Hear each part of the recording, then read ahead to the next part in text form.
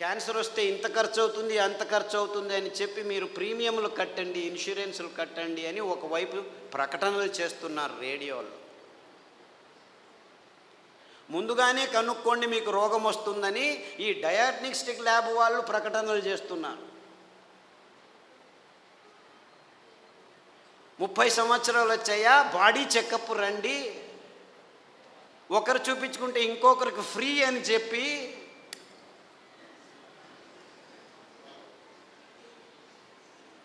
అంటే మీ భయాన్ని అమ్ముకునే ఈ భయంకరమైన సమాజాన్ని మనం నిర్మిస్తున్నామని మనకి ఎవ్వరికీ తలకపోవట్లేదు. దేవుడిచ్చింది అద్భుతమైన వైవిధ్యమయ పదార్థాలన్నింటినీ. దీనికి కారణం వాళ్ళు కాదు, నేను వాళ్ళని తిట్టడమే లేదు, అంతా మనం చేసుకున్న బుద్ధిమాంద్య పనులే. వాళ్ళు ఇస్తున్న కాఫీలు, వాళ్ళు ఇస్తున్న టీలు, వాళ్ళు ఇస్తున్న పాలు, వాళ్ళు ఇస్తున్న చక్కెర, వాళ్ళు ఇస్తున్న గోధుమ, వాళ్ళు ఇస్తున్న వరి బియ్యం, వాళ్ళు ఇస్తున్న సండేయా మండే కావో అండే అని చెప్పి తెందుల్కర్ వచ్చి జాహీరాతు. పెప్సీ తాగండి అని అమీర్ ఖాను, కోక్ తాకండి అని షారుఖ్ ఖాన్. తప్పు, ఆపోజిట్. అమీర్ ఖాన్ కోకు, ఈవిడు పెప్సీ. నేను పైనుంచి వస్తాను సల్మాన్ ఖాన్ థమ్సప్ అని వస్తే వాళ్ళు 100 mlలో 45 గ్రాములు చక్కెర అమ్ముతున్నారని ఎవరికీ అర్థం కావట్లేదు. వేల కోట్ల రూపాయలు ఖర్చు పెట్టి డ్యాములు కట్టి నీళ్లను పోగు చేసి చివరికి పెంచేది ఏమిట్రా మనం అంటే ఈ చెరుకు నుంచి వచ్చే చక్కెర తింటే 1 గ్రాము తింటే మీ రోగ నిరోధక శక్తి 6 నెలలు మాయమైపోతుంది.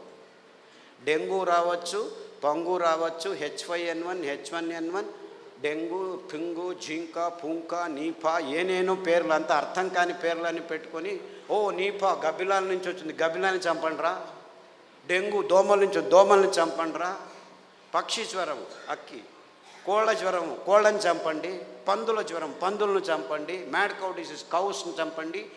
మిలియన్స్ ఆఫ్ అనిమల్స్ మారణ హోమం చేస్తూ వస్తున్నాము గడిచిన 15 సంవత్సరాల్లో. కానీ ఎవరికి చెప్పట్లేదు దీనివల్ల వస్తుందని. Match the following. 2వ తరగతి పిల్లాడికి చెప్తే చాలు, మ్యాచ్ చేస్తాడు. కోళ్ళ జ్వరం కోళ్ళ నుంచి వస్తుంది, పందుల జ్వరం పందుల నుంచి వస్తుంది, మ్యాడ్ కౌ డిసీజ్ కౌస్ నుంచి. అయినా అదే మాంసము తినండి, ప్రోటీన్లు కావాలి మీకు. మాంసాహారంలో B12 ఉంది, B12 మీ శాకాహారులకు రానే రాదు అని ప్రపంచం మొత్తాన్ని మాంసాహారం వైపుకు నడిపిస్తున్నారు ఈ విజ్ఞానులు, ఈ డాక్టర్లు. ఆవలిస్తే చాలు మీకు B12 వస్తుంది. సూక్ష్మజీవులు మీ నోట్లో 100,000 రెట్లు ఎక్కువ ఉన్నాయి. మీ దేహంలో ఉన్న జీవకోశాల కంటే ఈ లాక్టోబాసిల్లస్ 70% ఉంది. ప్రతి ఒక్క బ్యాక్టీరియా, మీరు పిల్లాడికి పాలు తాపుతారు కదా, ఆ పాలు పెరుగుగా మారేదానికి పొట్టలో లాక్టోబాసిల్లస్ ఉంది.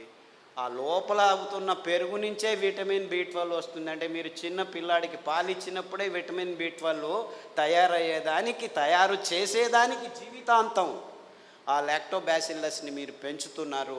ఈ విషయాన్ని ఎవరు చెప్పట్లేదు. అందరూ B12 ఇంజెక్షన్లు తీసుకోండి, ట్యాబ్లెట్లు తీసుకోండి అని చెప్పడం మొదలుపెట్టారు డాక్టర్లు.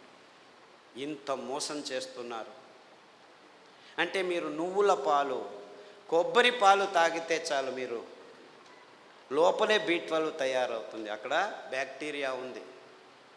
లేదు, పెరుగు చేసుకోండి కొబ్బరి పాలతో, ఒక 2 చెంచాలు తినండి వారానికి, చాలు B12 వస్తుంది.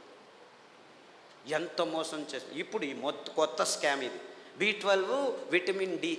అందరూ సాఫ్ట్వేర్ వాళ్ళందరూ లోపల 6 గంటలకు పోయి 12 గంటల వరకు కూర్చొని ఉన్నారు. వేల మంది, లక్షల మంది. వాళ్లకు సూర్యుడు దొరకకుండా విటమిన్ D తక్కువ అవుతుంది, లోపల కొలెస్ట్రాల్ విటమిన్ Dగా మారుతుంది. అది జరగట్లేదు కాబట్టి విటమిన్ T ట్యాబ్లెట్ రెడీ చేసాం, తీసుకోండి అందరూ. ఏం చెప్తే ఊరా వెధవా వెళ్ళి 1 గంట సేపు ఎండలో ఉండరా అంటే చెప్తే చాలు కదా. లేదు, ఇంకా సులభం. పుట్టగొడుగులు ఎర్గోస్టెరాల్ అని ఒక కాంపౌండ్ ఉంది, దానిని ఎండబెడితే 2 గంటలు అది విటమిన్ Dగా మారుతుంది. సో మీరు రావద్దండి, సాఫ్ట్వేర్లో అలా పని చేస్తూనే ఉండండి, పర్వాలేదు. వారానికి ఒకసారి ఎండబెట్టిన పుట్టగొడుగులను నానబెట్టుకొని 1-2 సార్లు తింటే మీకు విటమిన్ D వస్తుందని చెప్పొచ్చు కదా వీళ్ళు. ఎందుకంటే విటమిన్ ట్యాబ్లెట్స్ నుంచి ఏ జీవము సరిగ్గా పీల్చుకోలేదు. Supplements are no good at all, vitamin tablets are useless, అయినా $1 బిలియన్ బిజినెస్ చేస్తున్నారు. ఏ జీవసత్తువు అయినా మీ దేహంలోకి రావాలంటే సరి అయిన ఆహారం నుంచే రావాలి. సో ఆ ఆహార పదార్థాలని గుర్తించి చెప్పాల్సిన ఈ విజ్ఞానుల రెస్పాన్సిబిలిటీ ట్యాబ్లెట్లను అమ్మేదానికి వాడుకుంటున్నారు. ఇంతే, ఇంకేమీ లేదు.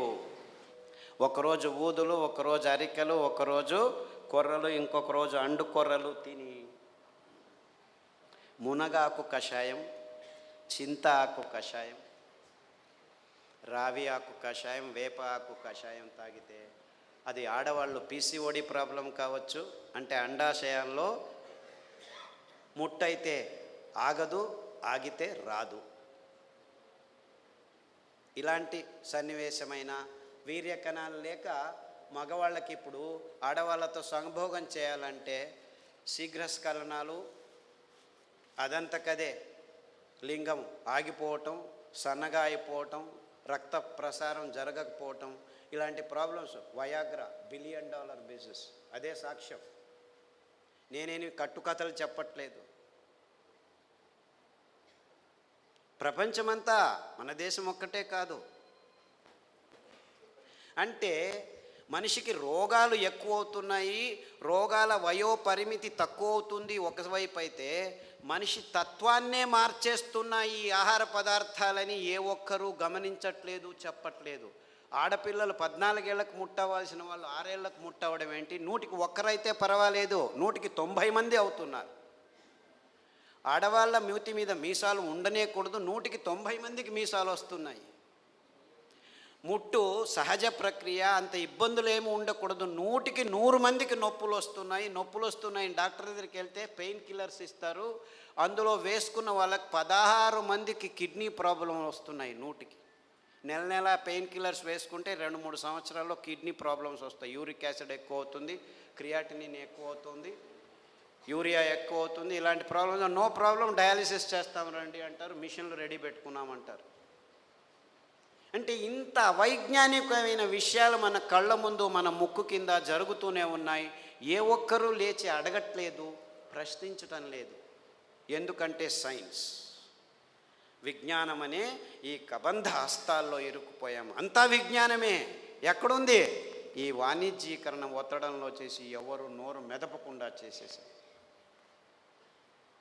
So what are we doing here? మళ్ళా గొప్పగా జంబాలు, రేపు మొన్నడు పోయి మంగళగిరిలో సంసారం పొద్దున్న లేస్తే కక్కస్ సరిగ్గా చేయట్లేదు. ప్రతి ఒక్కరూ కక్కస్ చేయాలంటే ట్యాబ్లెట్ తీసుకోవాలి, లేకపోతే వేడి నీళ్ళు తాగాలి, లేకపోతే ఇక్కడి నుంచి అక్కడికి తిరగాలి, బీడీ తాగాలి, సిగరెట్ తాగాలి, కాఫీ తాగాలి, లేదు ఒక పెగ్గు వేయాలి. వాడు డాక్టరే పెగ్గు వేయమన్నాడు, మగ్గులు వేసుకుంటూ కూర్చున్నారు. అర్థమైందా peg mug? This is the nonsense that human race has been indulging in the last 30-40 years. And we are all claiming ourselves to be civilized, educated, and in scientific age. ఏమిట్రా science? పొద్దున్న లేస్తే కక్కస్ చేయలేవు, రాత్రి వస్తే నిద్రపోలేవు.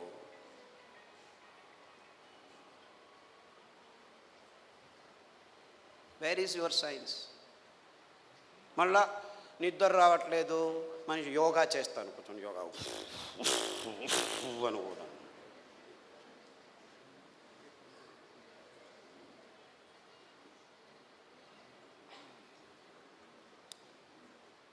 ఏం చేయమంటావు?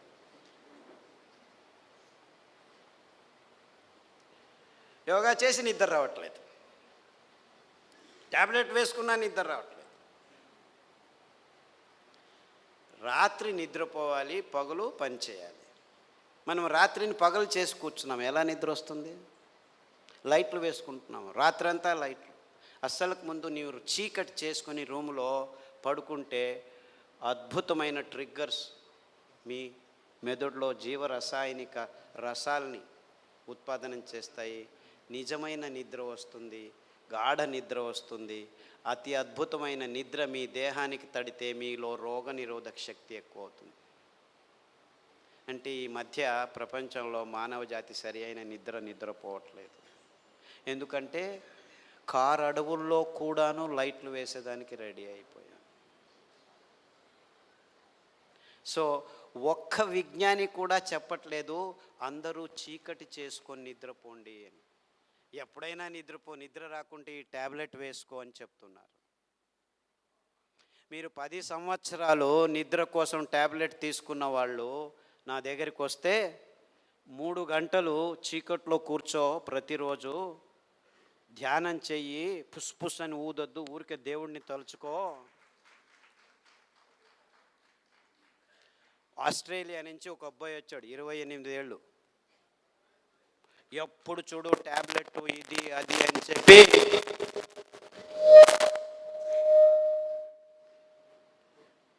నరాలు వణుకుతూ నిద్ర లేక, నిద్రకు ట్యాబ్లెట్లు తీసుకుంటే నిద్ర రాక, చివరకు భోజనం చేసేదానికి వేళ్ళు వంగక అతి భయంకరమైన స్థితిలో వచ్చాడు. నిద్రపోయి 30 రోజులైంది. ఇలా కళ్ళు ఇలా అయిపోయాడు. వాళ్ళ అమ్మ నాన్న ఎంతో బాధపడుతూ ఇలా అయిపోయాడు, ఆస్ట్రేలియాకి తీసుకెళ్ళాము, అమెరికాకి తీసుకెళ్ళాము, అన్ని మందులు ఇచ్చాము, ఏమీ కావట్లేదు. అరికలో రాత్రి నానబెట్టి ఉదయం నానబెట్టి రాత్రి, ఉదయం వండిన గంజి రాత్రి వండిన గంజి ఉదయం తాగిపించండి. దానికి తోడు చన్న సాంబారు ఉల్లిపాయలు, ఎర్రగడ్డలు దంచి మజ్జిగలో వేసి ఆ మజ్జిగ తాగించండి. చీకటి గది చేసేసి బాగా గంజి తాగిపించి వాడిని లోపలికి వేసేసి తలుపు వేసేసి ఇంకా వాడి వైపు చూడకద్దండి అంటే, అయ్యో ఎలా అని చేయండి, 3 గంటల తర్వాత వెళ్ళి చూడండి అని చెప్పాను.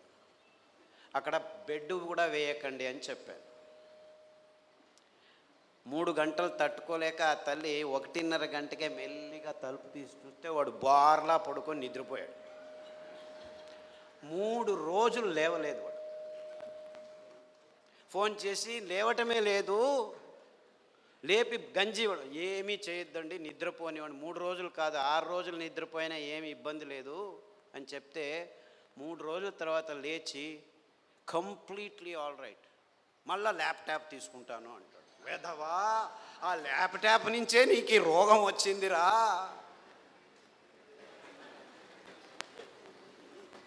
దాన్ని చూడొద్దు అని చెప్పి పంపించాను. ఇప్పటికి మళ్ళీ ఆస్ట్రేలియాకి వెళ్ళాడు. ప్రతిదినం రోజు రూమును చీకటి చేసుకొని పడుకుంటున్నాడు. సో ఎవరెవరికి నిద్రపోయేదానికి అది ఒక కారణం కావంటే ప్రతి 10 నిమిషాలకు లేచి ఉచ్చలు పోసేదానికి రెడీ అయిపోతున్నారు అందరూ. 25 సంవత్సరాల పిల్లలు కూడాను 2 గంటలకు ఒకసారి లేచేది, ఉచ్చలు పోసేది, వచ్చేది. అందుకే అటాచ్డ్ బాత్రూమ్లు ఎక్కువైపోయాయి మనకు. ఎవరైనా ఆలోచించ, బెడ్రూమ్లో ఏముంటాయి ఆ టాయిలెట్లు? నాకు అర్థం కాదు. బెడ్రూమ్లో టాయిలెట్టా? ఎవరైనా ఆలోచిస్తున్నారా? నిద్రపోయే చోట ఏమిటాయా కక్కస్ చేసేది? నాకు అర్థం కాదు. The whole world has not asked this question till today. Attached bathroom ఇల్లు కట్టారా? ఎన్ని అటాచ్డ్ బాత్రూమ్? ప్రతి రూముకు బాత్రూమ్ కట్టారు. అంత కర్మ. అంటే ఒక్కరికి సరిగ్గా ఉచ్చలు పట్టుకునేదానికి శక్తి లేదనమాట. ఉచ్చలు వెంటనే